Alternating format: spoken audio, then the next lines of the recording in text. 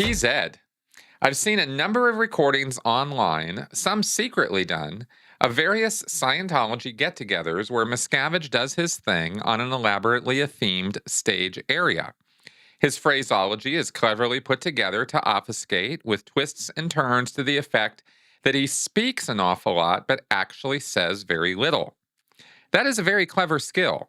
I wonder who is the real brains behind it and the author of his speeches. However, my question is about the audience. How come they fall for the same stuff every year? If you thought last year was brilliant, well, next year we go global. He said that last time. It's the same message as last year. Yeah, it can be a little annoying watching that sort of thing. But keep in mind also that Scientology, there's just a rotating door here of Scientology membership as well. Not that they're getting lots and lots of new members in, which is why they're kind of shrinking, but they are constantly recovering people from the past and getting them back in as new people are leaving in larger numbers.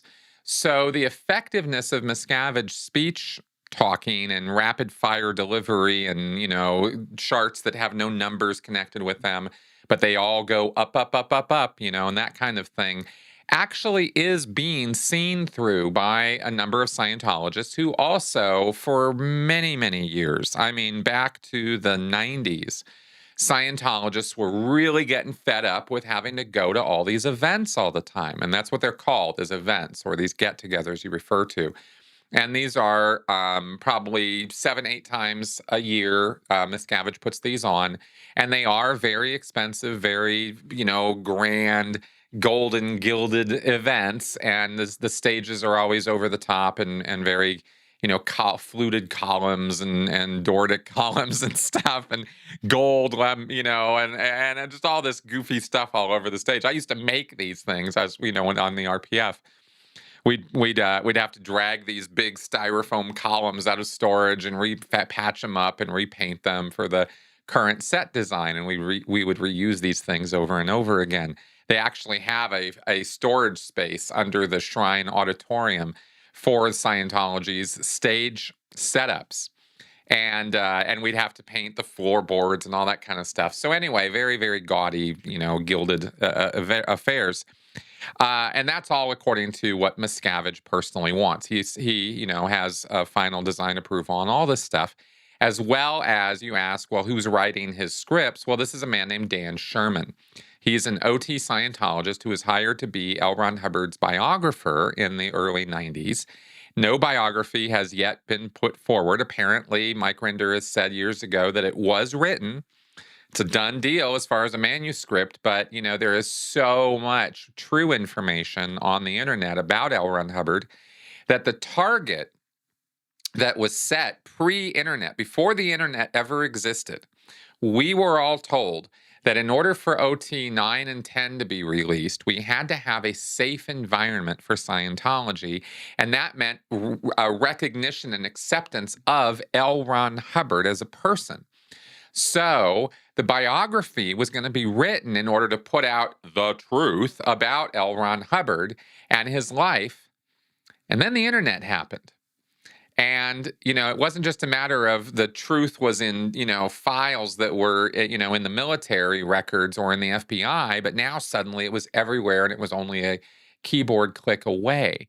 So the idea that they were going to safe point, quote unquote, L. Ron Hubbard, in other words, establish L. Ron Hubbard as a reputable, scientific philosopher and philanthropist and discoverer and all of that, researcher, all of that planning went by the wayside immediately. And so there has been no biography published by the Church of Scientology. Instead, you have a bunch of what are called Ron mags. And these are just, biographical bits and pieces put together by Dan Sherman about L. Ron Hubbard's life. Well, that's left Dan Sherman with the unenviable task, of also doing a lot of David Miscavige's speech writing. And the speech writing used to be done by different people. And I think Sherman's pretty much the sole heir to that thankless task now.